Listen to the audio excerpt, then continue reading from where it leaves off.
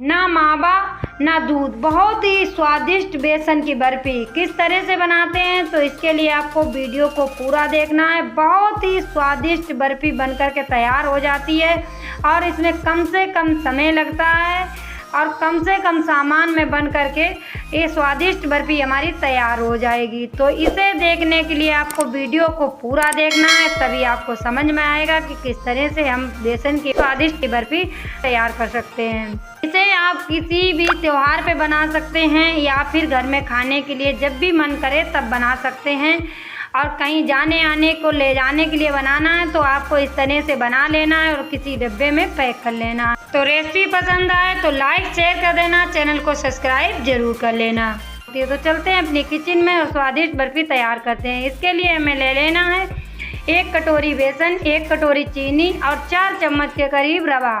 इन्हीं 3 चीज़ों से हम स्वादिष्ट बर्फ़ी तैयार करेंगे और बहुत ही स्वादिष्ट हमारी बर्फ़ी तैयार होएगी। तो ये हमने कढ़ाई रख दी है और इसमें बेसन छान लिया है, इसे हम डाल देंगे और इसे मिला लेंगे। अब हम गैस को जला लेंगे, इसे हल्का हल्का भूनेंगे।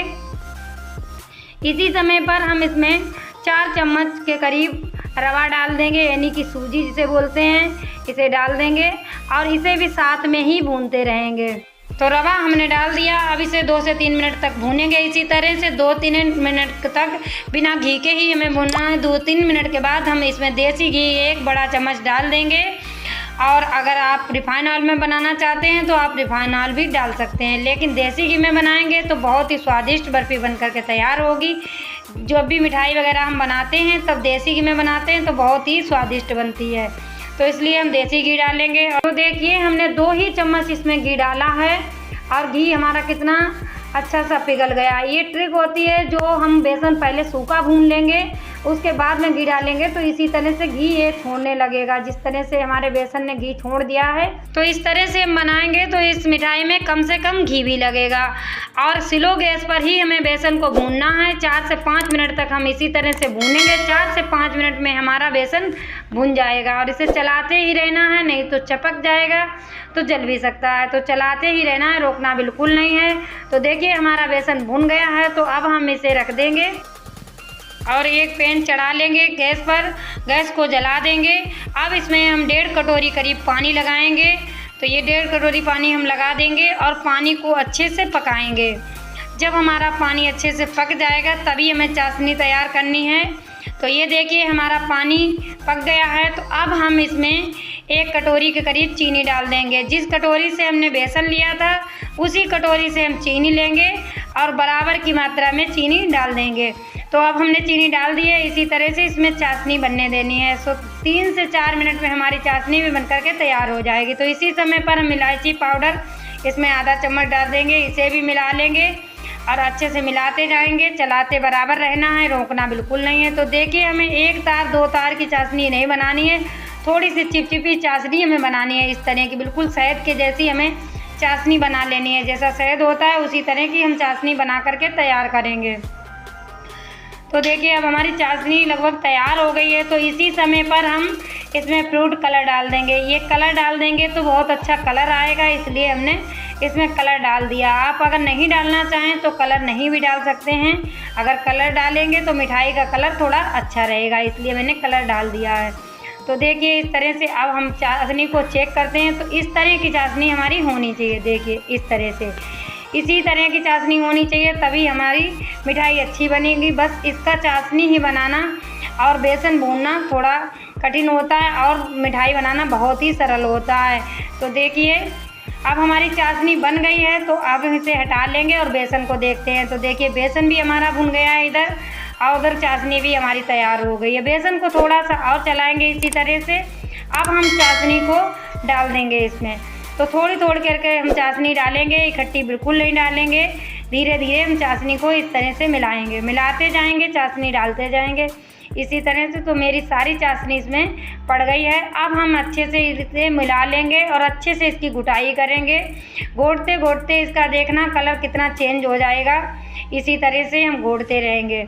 जब हम अच्छे से घुटाई करेंगे तो मिठाई में अच्छा स्वाद आएगा, इसलिए इसे घोटना बहुत ज़रूरी है। इसी तरह से हम इसे घोटते रहेंगे। देखिए इस तरह से अब हमने इसे गुटाई इसकी हो गई है। तो अब हम इसमें इसी समय पर 4 चम्मच करीब मिल्क पाउडर डाल देंगे। मिल्क पाउडर डालेंगे तो बहुत ही स्वाद में अच्छी मिठाई बनेगी। अगर मिल्क पाउडर आप नहीं डालना चाहते हैं तो इस जगह पर मावा भी डाल सकते हैं आप, या फिर दूध में आपको चाशनी बना लेना है। इस तरह से भी आप बना सकते हैं और मिठाई बहुत ही स्वादिष्ट बनती है। इस तरह से आप एक बार बना कर के ज़रूर देखना। अगर रेसिपी पसंद आए तो लाइक शेयर कर देना, चैनल को सब्सक्राइब ज़रूर कर लेना। तो देखिए अब हमने ट्रे में लगा लिया है घी, इसे हाथों से लगा लिया है हमने। अब इस तरह से हम इसमें फैला देंगे बेसन को। देखिए इसी तरह से हमें फैला देना है, थोड़ा सा गुनगुना रखना है तभी हम फैला देंगे। इस तरह से ज़्यादा ठंडा नहीं करना है, नहीं तो ये कढ़ाई में ही जम जाएगी। तो इस तरह से हम इसे फैला देंगे हाथों की मदद से। बस इतना गुनगुना रहना है कि हाथों से हम छू लें, ज़्यादा गर्म नहीं होना चाहिए और ज़्यादा ठंडा भी नहीं। अब हम हाथों में लगाएंगे थोड़ा सा ऑयल और इस तरह से इसे चिकना चिकना कर देंगे। इस तरह से हाथों के अंगुलियों की सहायता से इस तरह से कर देंगे। आप किसी की चम्मच की मदद से करना चाहें तो उससे भी कर सकते हैं, हाथों से करेंगे तो ज़्यादा अच्छा रहेगा। इस तरह से देखिए मैंने बराबर कर दी है बिल्कुल।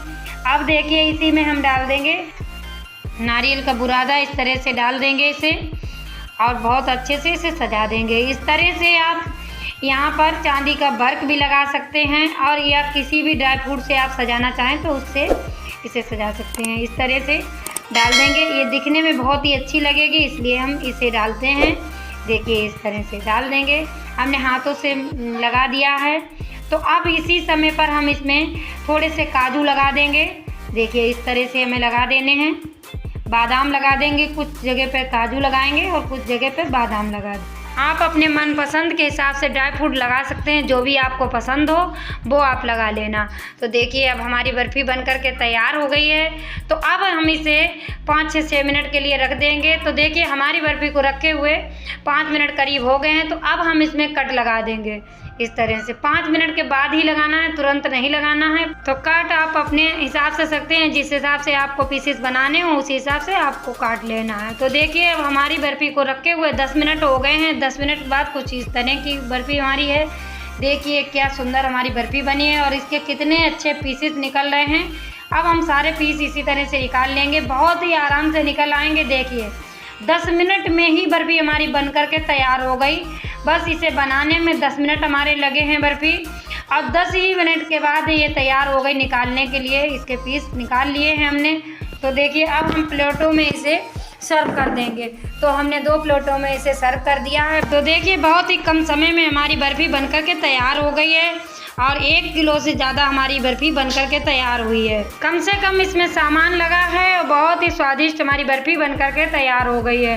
तो रेसिपी पसंद आई हो तो लाइक शेयर कर देना, चैनल को सब्सक्राइब जरूर कर लेना ताकि हमारे आने वाले वीडियो के अपडेट सबसे पहले आपको मिल सके। तो मिलते हैं किसी दूसरी रेसिपी के साथ में, तब तक के लिए नमस्कार, जय हिंद, जय भारत, बाय बाय।